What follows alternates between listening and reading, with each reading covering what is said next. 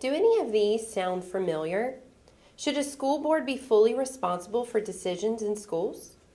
Are teacher unions having a positive effect on schools? Is the Department of Education in America succeeding? Are children learning things in elementary, middle, and high school that will help them be successful?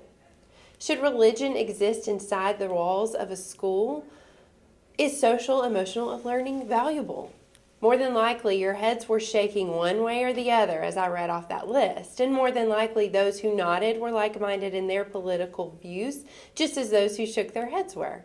But one question I didn't ask was this: are our students and their preparedness for life and work the main attention of our conversations and efforts with opposite parties? The article Resetting the Public Discourse, Rising Above the Rhetoric analyzes the idea that political polarization has distracted us from what is truly important, working towards teaching children to become successful in life and work. The article claims that winning arguments and apportioning blame take the place of communicating maturely about what is truly needed for schools and students. It sounds to me as if the main focus is self for so many of us. The article calls for a hard reset, an opportunity to stop divisive rhetoric in its path and spend time looking at what truly needs our attention: student needs. The article lays out 3 principles for districts who want to participate in this reset. First, they emphasize looking at evidence to promote proper strategies in schools and communities. To ensure students are getting what they need, communities must be aware of the gaps and holes that need to be addressed. The second principle shares that students, parents, and educators should all have the same vision.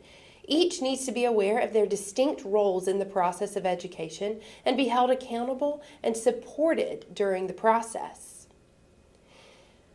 The last principle encourages districts to combine school and community initiatives to focus on improving the well-being and long-term economic stability of students.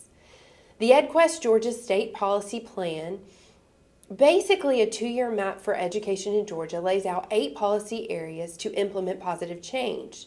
Things like advanced instructional systems, supportive learning environments, and adequate and equitable funding. Ultimately, we are encouraged to, quote, champion a common goal, ensuring that the state's education and workforce strategies support educational opportunity and economic prosperity for all Georgians, end quote. Let's use our gifts and our voices to promote unity and work towards a rhetoric focused on what's most important: our students.